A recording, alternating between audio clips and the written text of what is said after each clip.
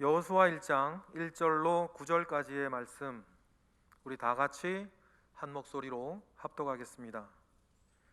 여호와의 종 모세가 죽은 후에 여호와께서 모세의 수종자 눈의 아들 여호수아에게 말씀하여 이르시되, 내 종 모세가 죽었으니 이제 너는 이 모든 백성과 더불어 일어나 이 요단을 건너 내가 그들 곧 이스라엘 자손에게 주는 그 땅으로 가라. 내가 모세에게 말한 바와 같이 너희 발바닥으로 밟는 곳은 모두 내가 너희에게 주었노니 곧 광야와 이 레바논에서부터 큰 강 곧 유브라데 강까지 해 족속의 온 땅과 또 해지는 쪽 대해까지 너희의 영토가 되리라. 내 평생에 너를 능히 대적할 자가 없으리니 내가 모세와 함께 있었던 것 같이 너와 함께 있을 것임이니라. 내가 너를 떠나지 아니하며 버리지 아니하리니 강하고 담대하라. 너는 내가 그들의 조상에게 맹세하여 그들에게 주리라 한 땅을 이 백성에게 차지하게 하리라. 오직 강하고 극히 담대하여 나의 종 모세가 내게 명령한 그 율법을 다 지켜 행하고 우로나 좌로나 치우치지 말라. 그리하면 어디로 가든지 형통하리니 이 율법책을 내 입에서 떠나지 말게 하며 주야로 그것을 묵상하여 그 안에 기록된 대로 다 지켜 행하라. 그리하면 내 길이 평탄하게 될 것이며 내가 형통하리라. 내가 내게 명령한 것이 아니냐. 강하고 담대하라. 두려워하지 말며 놀라지 말라. 내가 어디로 가든지 내 하나님 여호와가 너와 함께 하느니라 하시니라. 아멘. 학생회 사냥처럼 이 시간 주의 자비가 내려와 우리 모두의 영혼을 촉촉히 적시기를 주님의 이름으로 축복합니다. 화중지병, 그림의 떡이라는 뜻입니다. 보고 있어도 먹을 수 없고 맛을 볼 수 없고, 그래서 그림의 떡입니다. 혹시 여러분들도 그 생명의 샘과 그 책을 혹시 그림의 떡처럼 들고 계시는 분이 있는지 모르겠습니다. 생명의 샘과를 펴서 매일매일 펴서 읽고 묵상하여 말씀으로 내 삶을 이끌어가지 않는다면 역시 그것도 그림의 떡입니다. TV에서 방송되는 유명한 셰프의 멋지고 맛있어 보이는 음식을 화면 앞에서 보고 아무리 탄성을 질러도 나하고는 상관이 없는 음식 아닙니까? 그가 소개하는 레시피를 보고 아무리 고개를 끄덕이며 아 그렇구나 깨달아도 직접 만들어서 먹지 않으면 나하고는 상관없는 음식이에요. 그래서 뭐라 그럽니까? 그림의 떡이라고 하는 것입니다. 큐티도 이와 같습니다. 여러분, 큐티에는 감추어진 보화가 참 많이 있습니다. 우리 모두가 알고 있듯이 하나님의 말씀이 품고 있는 은혜와 능력이 있어요. 말씀이 우리에게 주는 복들이 있습니다. 말씀이 우리에게 주는 그 많은 복들 가운데서 이 중에 특별히 여러분에게 소개하고 함께 나누고 싶은 복은 말씀이 주는 형통의 복이에요. 여러분이 생명의 샘가를 가지고 매일매일 제대로 큐티를 하시면 분명히 말씀의 약속처럼 형통한 삶을 살게 될 것입니다. 이런저런 일들이 있습니다. 또 이런 일들이 없기도 합니다. 그러나 우리가 그 모든 일들 전에 하나님의 말씀의 지도를 받고 하나님의 말씀의 인도를 받아 그때 내가 조금 더 잘했으면 모르겠어요. 여러분, 지금 형통할런지도 몰라요. 더 형통하실런지도 모릅니다. 여러분, 이것이 뭡니까? 하나님의 말씀이 우리에게 주는 복이에요. 하나님께서 여호수아에게 다음과 같이 말씀하십니다. 1장 8절 읽어보겠습니다.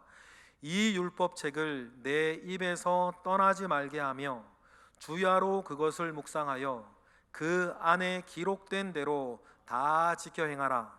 그리하면 내 길이 평탄하게 될 것이며 네가 형통하리라. 할렐루야. 하나님은 말씀을 가까이 하는 사람에게 약속하셨어요. 내 길이 평탄하고 네가 형통할 것이라. 믿는 사람의 형통한 삶은 여러분 하나님의 뜻입니다. 믿는 자가 형통할 때에 그 형통한 삶을 통해서 하나님께서 이루시는 것이 있지 않습니까? 그런데 분명히 하나님은 뭐라고 말씀하셨냐면 그러한 형통의 복은 하나님의 말씀을 주야로 묵상하는 사람의 몫이래요. 바꿔 얘기하면 그렇게 하지 않으면 이거 없다는 뜻이죠. 그리고 여호수아는 이러한 하나님의 말씀을 붙잡고 성경의 누구보다도 형통한 삶을 살았던 사람이 되었습니다. 이스라엘 역사상 가장 위대한 지도자를 꼽으라고 하면 뭐니 해도 모세죠. 하나님은 출애굽을 이끌어야 했던 모세에게 큰 능력을 주셨어요. 그리고 나의 능력이 너와 함께 한다는 표적으로 모세의 지팡이를 쓰셨죠. 모세에게 지팡이를 주셨어요. 그래서 하나님은 모세에게 네가 이 지팡이로 큰 이적을 행할 것이라고 말씀하셨습니다. 그리고 말씀대로 됐어요. 모세는 그 지팡이로 뱀을 만들기도 하고 그 지팡이로 애굽의 하수를 피로 만들기도 하고 그 지팡이를 땅에 쳐서 그 애굽의 탕의 티끌을 파리로 만들기도 하고 그 지팡이로 홍해를 가르기도 하고 그 지팡이로 반석에서 물을 내기도 했어요. 그 능력으로 모세는 불가능한 역사를 이끌었던 불세출의 영웅이 됩니다. 그런데 이런 모세의 뒤를 이어가야 했던 사람이 여호수아였어요. 모세의 뒤를 이어 가나안 땅 정복의 과업을 완수해야 했죠. 하지만 여호수아에게는 모세에게 있었던 그 능력의 지팡이가 없었어요. 그럼에도 광야 때와는 차원이 다른 적들을 여호수아는 상대해야 했습니다. 이미 땅을 차지하고 성을 쌓고 요새를 구축한 가나안의 7 족속을 상대해야 했어요. 게다가 여호수아가 앞으로 이끌어가야 할 이스라엘 백성들은 불평과 불만이 가득한 사람들이었어요. 걸핏하면 원망하고 불평하는 사람들이었죠. 돌을 들어 그들이 모세를 때려 죽이려고 한 것만 2차례였어요. 그러니 여러분, 여호수아가 얼마나 부담스러웠겠습니까? 모세에 비해서 자기는 능력도 없고 너무 작은 사람이었어요. 그러니 처음부터 무엇을 어떻게 해야 할지 두려웠죠. 하나님은 그런 여호수아에게 내가 모세와 함께 하던 것 같이 내가 너와 함께 할 것이다. 나는 너를 결코 버리지 아니하고 너를 떠나지도 아니할 것이다. 그러니 강해라, 담대하라 당부하십니다. 그리고는 여호수아에게 너에게 모세의 능력의 지팡이는 없으냐만 너에게 하나 있는 것을 확인시켜 주세요. 그게 뭐예요? 율법책이었어요. 여호수아 너에게는 율법책이 있다는 사실을 확인시켜 주십니다. 여호수아에게 능력의 지팡이는 없었으나 하나님의 말씀이 있었어요. 이후 하나님의 말씀은 여호수아를 강하게 만들고 여호수아를 담대하게 하였습니다. 평생에 그를 당할 자가 없게 만들으셨어요. 그래서 여호수아의 인생을 요약하는 한 단어는 형통이에요. 여호수아는 성경에 등장하는 2197명의 사람들 가운데에 이삭과 더불어 가장 형통한 삶을 살았습니다. 그는 적과 꿀이 흐르는 가나안 땅을 정복하고요, 전쟁보다 농공행상이 어렵다고 그 뒤에 더 어려운 일, 지파별로 땅을 분배하는 일을 무리 없이 잘 해내요. 여호수아 평생에 그가 겪은 좌절은 딱 2번 있었습니다. 뭐냐면 대세에는 큰 지장이 없는 아이성에서 패전한 것과 기브온 주민들에게 속아서 그들을 죽이지 않고 종으로 삼았던 작은 실수밖에 없었어요. 그 정도로 여호수아는 참 형통한 사람이었어요. 여러분, 그 비결이 뭡니까? 하나님의 말씀을 주야로 묵상하는 것이었어요. 여러분, 큐티에 대해서 아는 것으로는 부족합니다. 정말 중요한 건 뭡니까? 여러분들이 매일매일 큐티를 하시는 거예요. 큐티가 정말 무엇인지를 아는 사람은, 그리고 이 하나님의 말씀을 통해서 나에게 형통의 복이 주어질 거라고 하는 사실을 아는 사람은, 정말 아는 사람은 큐티하는 것 아닙니까? 제가 이런 얘기를 할 때마다 제게는 너무나 큰 사건이었기 때문에 잊혀지지 않는 일이 하나 있어요. 제가 신학교 다닐 때에 저 경기도 시흥시에 있는 한 작은 교회에서 주일학교 총무교사를 하고 있었거든요. 그때 주일학교를 담당하고 있던 전도사님이 저희 교사들이 공과를 진행하는 것이 참 한심스러웠었나 봐요. 그래서 저희들에게 말씀하셨죠. 이제부터 공과를 진행할 때는 교환을 만들어 와서 자기에게 검수를 받고 공과 공부를 진행을 하세요. 그리고는 온 교사 11명을 모아놓고 공과의 중요성, 공과의 활용법, 공과 만드는 작성법, 이런 것들을 세미나를 1시간 하셨죠. 그리고 일주일이 지났어요. 11명의 교사 가운데요, 교환을 만들어 온 사람 1명도 없었어요. 전도사님은 또 교사들을 모읍니다. 그리고 또 지난주에 했던 세미나를 똑같이 하셨어요.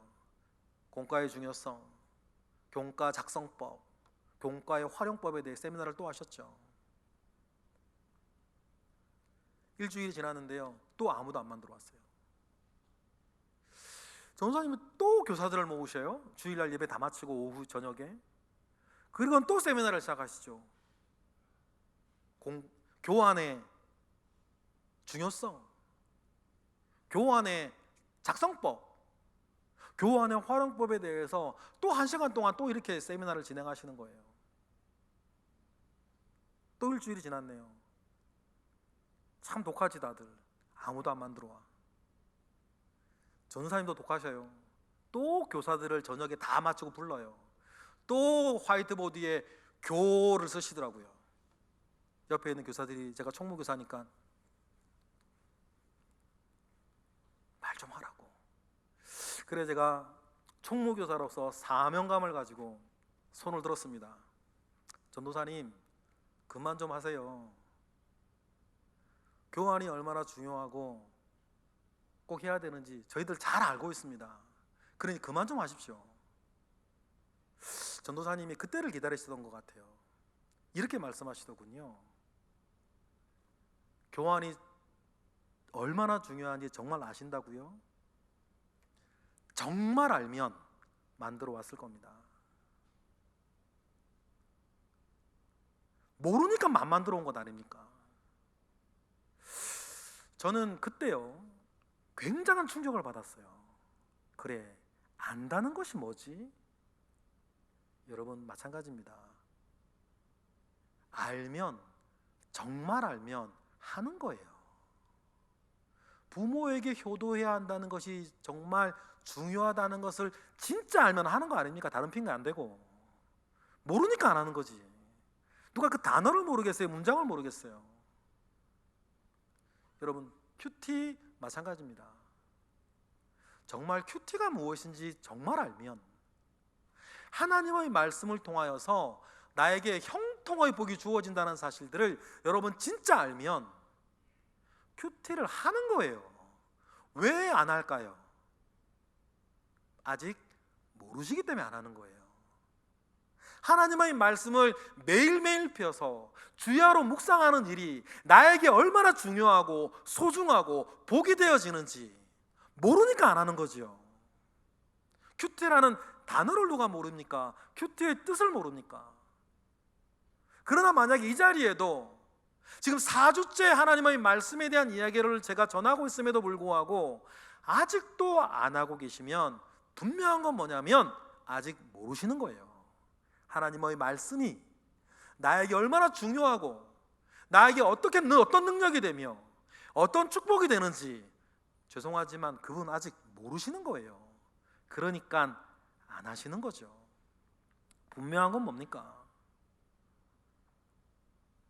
여러분, 알면 하는 것입니다. 큐티를 하려고 하는데 마음먹은 대로 잘 안 되시는 분들도 계세요. 마음먹었는데도 잘 안 되시는 분이 계시면 그 원인은 여러분 습관이 안 돼 있기 때문이기도 해요. 우리가 매일매일 큐티하려면 몸에 배어있는 경건의 습관이 있어야 합니다. 하나님 앞에 머무는 습관을 훈련할 필요가 있어요. 여호수아에게는 이런 경건의 습관이 있었어요. 이스라엘의 지도자가 되기 전부터 하나님 앞에 머물러서 있던 훈련이 여호수아에게는 있었거든요. 여호수아가 모세의 비서로 있을 때의 일을 한번 보시겠습니다.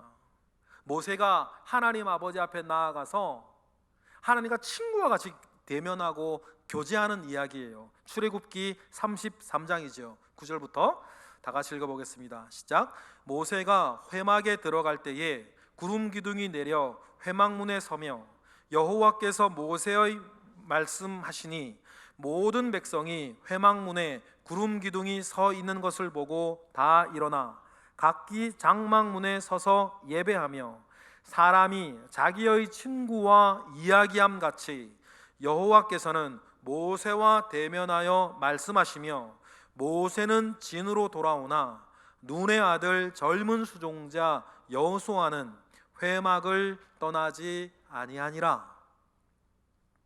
모세는 하나님과 친밀함을 누리던 사람이었습니다. 여호수아는 지근거리에서 그것을 다 지켜보았어요. 하나님과 친구와 같이 이야기하는 모세를 보면서 여호수아도 사모함이 생깁니다. 아, 나도 하나님과 저렇게 친밀하여지고 싶다. 그래서 하나님과 저렇게 친구와 같이 대면하며 이야기하고 싶다라고 하는 소원을 여호수아가 가져요. 여러분, 경건은 다른 것이 아닙니다. 경건은 하나님과의 친밀함이에요. 하나님과 친밀하기에 하나님과 많이 닮은 모습의 모양새를 경건이라 그러지 않습니까? 여러분, 누구든지 하나님과 친해지고 그를 닮아가고 싶다면 여러분 다른 방법이 없어요. 자주 만나고 많이 만나고 오래 만나는 것밖에 없지 않습니까? 모세가 회막을 떠나고 자기 집으로 돌아갔습니다. 그러면 여러분, 여호수아도 퇴근하고 집에 가면 됩니다. 그도 쉬고 가족들과 시간을 보내면 되지 않습니까? 그러나 여호수아가 바라는 것은 다른 것이었어요. 그래서 모세가 회막을 떠난 뒤에도 여호수아는 회막을 떠나지 않습니다. 하나님 앞에 머물러요. 한 번 이렇게 했다는 것이 아닙니다. 오랜 시간 반복해서 떠나지 아니하고 하나님 아버지 앞에 앉아 있습니다. 여러분, 이것이 여호수아에게 하나님 앞에 머무는 경건의 훈련이 돼요. 그리고 자연스럽게 하나님 앞에 머무는 것이 자기의 습관이 되죠. 여러분, 경건은 돈이 되는 일도 아니고 밥이 되는 일도 아닙니다. 하지만 경건은 그 무엇보다도 우리를 복되게 합니다. 무엇보다도 경건을 중요하게 생각했던 사도 바울이 그가 가장 사랑하는 제자 디모데에게 이렇게 가르쳐요. 디모데야, 너는 쓸데없는 것에 시간을 낭비하지 말고 오직 경건의 훈련을 해야 한다. 그렇게 강조하죠. 디모데전서 4장 7절 이렇게 말합니다. 9절까지 읽어볼까요? 망령되고 허탄한 신화를 버리고 경건에 이르도록 내 자신을 연단하라. 육체의 연단은 약간의 유익이 있으나 경건은 범사에 유익하니 금생과 내생의 약속이 있느니라. 미쁘다 이 말이여 모든 사람들이 받을만하도다. 할렐루야. 디모데뿐 아니라 모든 사람이 이 말씀을 받아야 한다라고 하셔야 해요.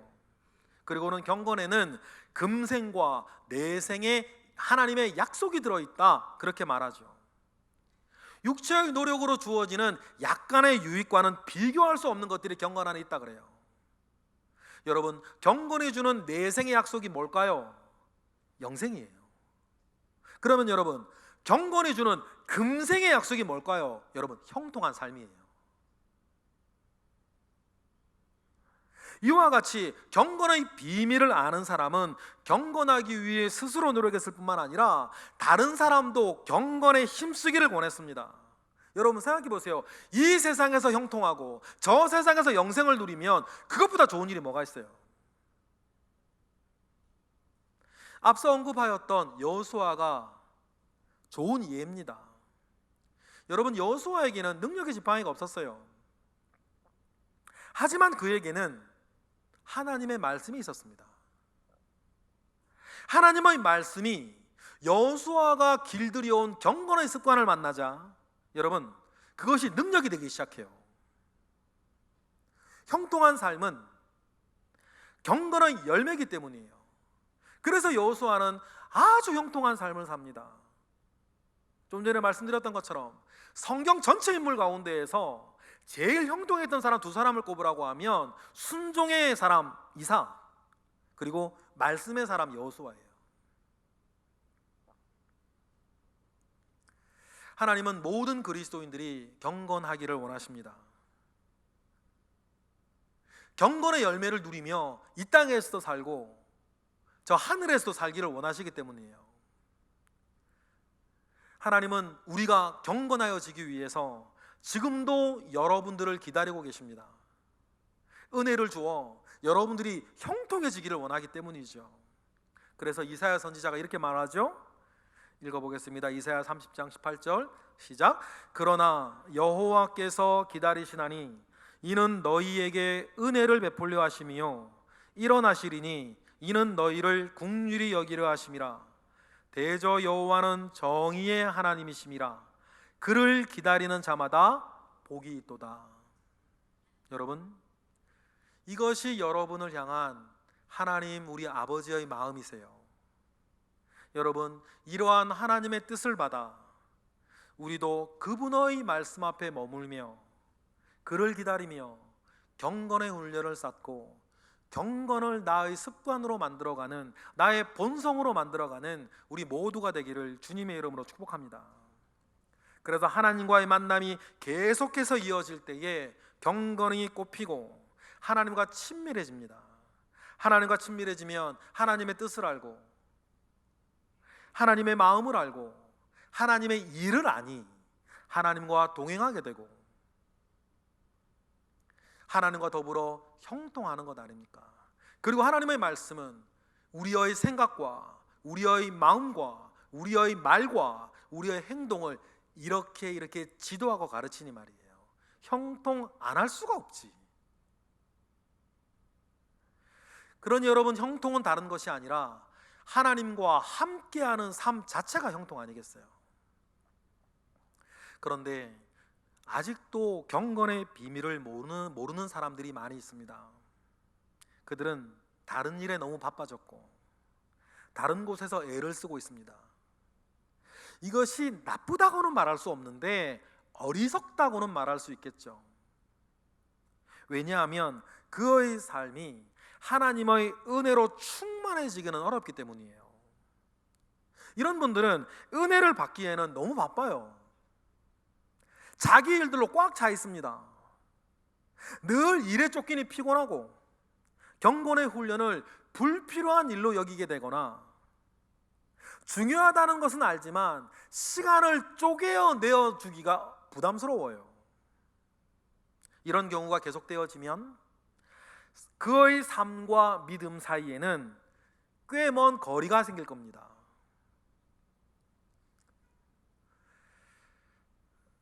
어떤 경우에는 삶과 믿음이 서로 상관없이 보여지기도 해요. 그런 분에게 믿음은 간혹 지치고 힘들 때에 마음의 위로가 될런지는 모르지만 사는 데에 능력은 안 될 거예요. 믿음은 있으나 능력이 없는 그리스도인은 그렇게 등장하는 거예요. 능력 없는 그리스도인이 형통한 삶을 살 수는 없는 것 아닙니까? 하나님은 우리가 바쁜 일에 파묻혀 정신없이 사는 것보다 잠잠히 하나님 아버지 앞에 나와 앉기를 원하십니다. 하나님 앞에 머물며 하나님 자신이 주는 힘과 지혜와 평안을 얻기를 원하세요. 하나님은 여러분과 함께 하면서 여러분을 위해서 큰 일을 해주고 싶어 하세요. 여러분을 형통하게 하려고 하나님 앞에 나와 나를 만나기를 주님은 지금도 기다리고 계신다는 사실을 여러분 꼭 기억하시기를 원합니다. 하나님의 말씀 앞에 하나님을 기다리며 경건을 쌓아가는 것을 우리는 큐티라고 불러요. 경건을 쌓아가는 큐티는 개념이 아니라 실천하는 삶이 돼야 능력이 됩니다. 여러분, 큐티에 대해서 아는 것은 중요하지 않습니다. 중요한 것은 뭡니까? 큐티에 대해서 몰라도 큐티를 하는 거죠. 듣고만 있고 알고만 있는 큐티는 아무 의미 없는 그림의 떡 아닙니까? 그렇다면 여러분, 어떻게 해야 우리가 실제로 큐티할 수 있을까요? 먼저는 여러분, 하나님에 대한 다음에 3가지 믿음이 있으셔야 돼요. 첫 번째 믿음은 하나님은 살아계시고 자기를 찾는 자들에게 상 주시는 이이시라는 믿음이 있으셔야 돼요. 히브리서 11장 6절 말씀이죠. 읽어보겠습니다. 시작.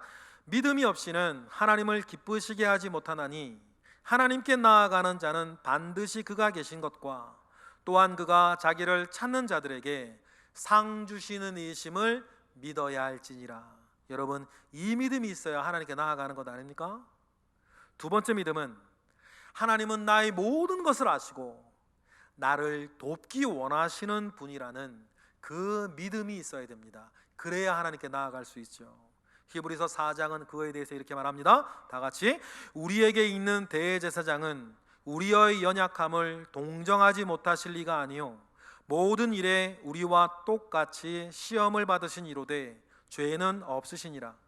그러므로 우리는 긍휼하심을 받고 때를 따라 돕는 은혜를 얻기 위하여 은혜의 보좌 앞에 담대히 나아갈 것이니라.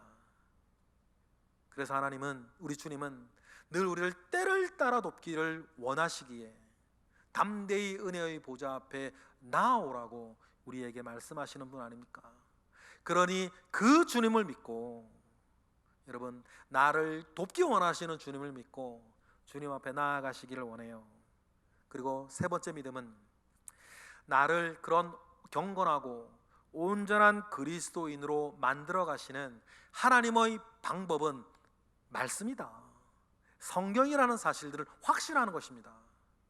우리가 잘 알고 있는 말씀이죠. 디모데후서 3장 16절부터 다 같이 시작. 모든 성경은 하나님의 감동으로 된 것으로 교훈과 책망과 바르게 함과 의로 교육하기에 유익하니 이는 하나님의 사람으로 온전하게 하며 모든 선한 일을 행할 능력을 갖추게 하려 함이라. 할렐루야. 하나님께서 우리를 온전하게 하고 모든 선한 일을 행할 능력을 갖추게 하는데 하나님이 선택하신 방법이 뭐라고요? 성경이라 그랬어요. 하나님의 말씀이라 그랬습니다. 그런데 이런 말씀을 집중하지 않고 말씀을 먹지 않고 주야로 말씀을 묵상하고 큐티하지 않으면서 이런 능력이 나에게 있기를 원하는 것은 여러분 어불성설이죠. 일어나지 않는 일이에요. 우리는 이러한 3가지 믿음이 있어야 즐거운 큐티를 하실 수가 있어요. 이 믿음이 없으면 마치 하기 싫은 숙제하듯이 큐티를 하시게 될 거예요. 그러면 오래 할 수 없고 매일 할 수 없고 즐겁게 할 수 없는 것 아닙니까? 여러분, 이 시간 이러한 3가지 믿음이 이곳에 있는 모든 분들에게 부어지기를 주님의 이름으로 축복합니다. 믿음이 있다면 그 다음은 큐티할 수 있는 환경을 만드셔야 돼요. 큐티할 마음이 있어도 주변이 정돈되어 있지 않으면 할 수 없습니다. 가장 먼저 하루 중에 큐티할 시간을 정하셔야 돼요. 방해받지 않고 꾸준하게 할 수 있는 시간을 정하셔야 됩니다.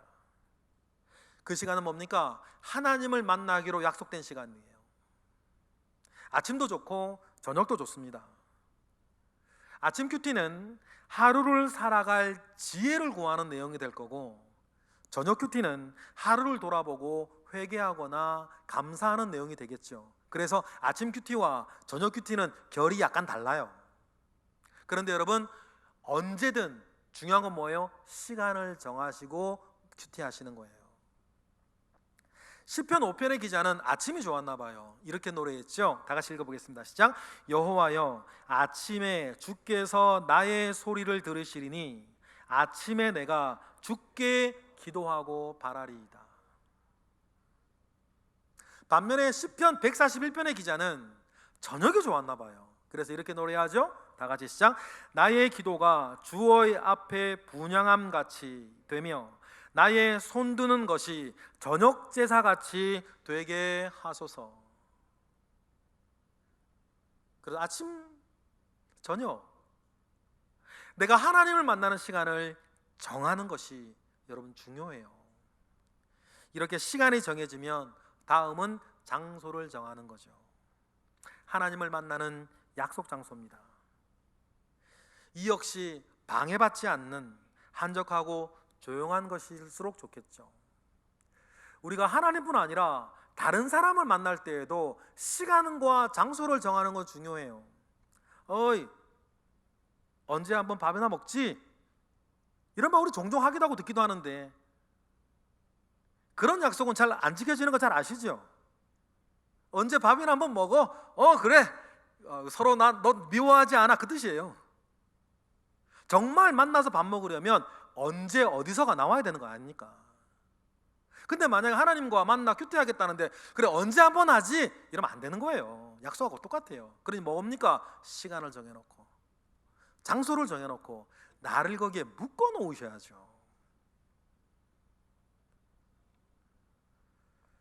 주님도 그렇게 하셨어요. 그래서 주님도 장소를 정하셨죠. 우리 누가복음 5장 말씀 보실까요? 다 같이 시작. 예수의 소문이 더욱 퍼짐에 수많은 무리가 말씀도 듣고 자기 병도 고침을 받고자 하여 모여왔는데, 주님 어떻게 하세요? 예수는 물러가서 한적한 곳에서 기도하시니라. 주님 그냥 그 집에서 하시면 되잖아요. 멀리 나갈 필요도 없이. 근데 거기서 뭐 하나님을 묵상하고 기도하려고 그러면 이게 할 거 아니에요. 그러면 어떻게 하겠어요? 가라 그래 그걸. 그러니 여러분, 시간을 정하는 게 중요하고 다른 사람의 방해를 덜 받는 장소를 정하는 게 중요해요. 어느 약속도, 하나님과 만나는 약속도. 그리고 여러분, 시간과 장소가 정해졌다면 하나님을 만날 마음의 준비를 하고 약속된 시간에 정해진 장소에 가는 겁니다. 여러분 손에는 생명의 샘가가 들려 있어야겠죠? 그리고 자리에 앉아서 다음과 같은 기도를 하시면서 큐티를 시작해 보세요. 시편 119편 18절 시작. 내 눈을 열어서 주의 율법에서 놀라운 것을 보게 하소서. 알게 하시고 깨닫게 하시는 성령을 구하는 것입니다.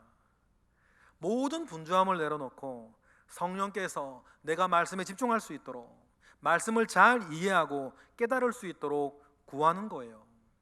성령을 구하는 기도를 통해 우리는 하나님의 말씀에 집중할 수 있어요. 여러분, 그래서 많은 분들이 이야기하기를 큐티의 성패는 준비기도에서 가름난다, 그렇게 말씀들을 많이 하시죠. 전 과언이 아니라고 생각해요. 그리고 여러분, 큐티를 시작하면, 그리고 여러분들이 제대로 큐티를 하고 싶으시다면 생명의 샘과 그나라의 본문을 최소한 3번은 읽겠다 작정하셔야 돼요. 먼저는 본문을 전체적으로 한번 읽습니다. 또 가능하시면 어제 본문과 내일 본문도 확인하시면 좋죠. 그리고 말씀 전체 흐름을 파악하세요. 그리고 두 번째 읽을 때에는 본문을 한 절 한 절 끊어서 읽으세요. 그리고 한 절 읽고 끊을 때에 그 말씀을 묵상하는 거예요. 하나님께서 이 말씀으로 나에게 하시는 말씀이 무엇인지 말씀을 깊이 묵상합니다. 그 말씀 안에서 지금 나의 형편과 나의 상을 되돌아보아요. 그리고 뭡니까? 그때 나에게 오는 은혜와 깨달음을 옆에 적어 보시는 거예요. 이때 본문 살피기를 읽으셔도 좋겠죠.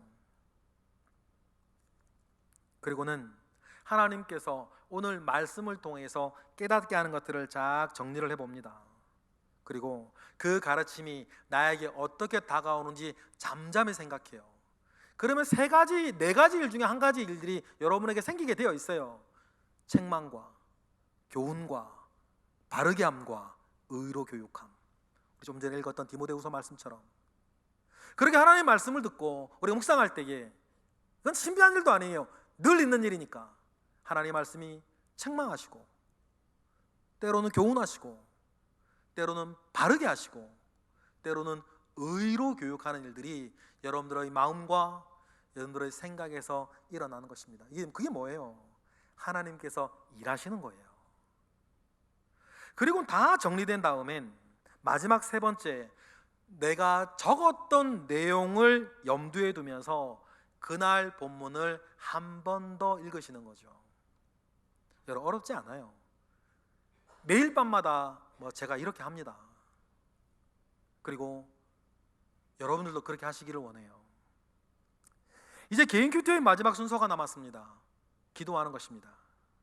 큐티를 통해서 깨달은 사실과 은혜, 그 가르침을 가지고 하나님께 내용에 따라 다르겠죠. 큐티 내용에 따라 회개하기도 하고 감사하기도 하고, 그러나 동일한 건 이 말씀대로 내가 순종하며 살 수 있도록 하나님께 힘을 얻도록 힘을 구하는 거예요. 순종할 수 있는 힘을 구합니다. 그리고는 실천하는 거죠. 여러분 이게 뭡니까? 이게 큐티라는 거예요. 하나님의 말씀을 따라 산다는 것을 여러분 이런 거를 말하는 거죠. 여러분 이거 안 하고 나는 말씀 따라 살기 원합니다, 그렇게 말하는 건 여러분 거짓말이에요. 말씀을 읽고 묵상하지 않는데 어떻게 말씀을 따라 삽니까? 그거는 불가능한 일이에요. 밥 안 먹고 배부르겠다는 얘기하고 똑같은 거 아닙니까? 물 안 마시고 갈증을 해소하겠다는 거와 똑같아요. 우리가 말씀을 생각하고 나는 말씀 따라 살기를 원하는데 큐티를 안 해요? 그러면 그분은 죄송하지만 거짓말 하시는 거예요. 자기 스스로 속이는 거죠. 그러니 우리가 매일매일 하나님께서 나에게 주시는 말씀 속에서 깨닫고 순종할 힘을 얻어 그렇게 살려고 애를 쓰는 것, 실패하면 실패한 것으로 회개하고 성공하면 감사하면서 그렇게 살아가는 것을 뭐라 그래요? 말씀 따라 사는 삶이라고 하는 것입니다. 그리고 큐티의 마지막은 나눔이겠죠. 큐티 때 내가 받은 은혜나 깨달음이나 간증을 나누는 것은 내 입으로 고백하면서 확실하게 하고 다른 이의 은혜를 돕습니다. 소그룹으로 모여서 큐티를 한다면 그때 바로 나눌 수도 있겠고, 구역 예배나 큐티 모임이 예정되어 있다면 그때 나눌 말씀을 정리해도 되겠죠. 이도저도 안 되면 SNS에 올릴 수도 있어요. 그러나 여러분 분명한 한 가지는 우리가 나누는 큐티는 은혜를 풍성하게 하고 은혜를 확실하게 해요. 다른 이들에게도 위로와 지혜가 될 것입니다. 하나님 분명히 말씀하십니다. 이런 사람의 삶은 형통할 것이다. 성경 피면 얘기가 있어요. 예를 들어 시편 1편.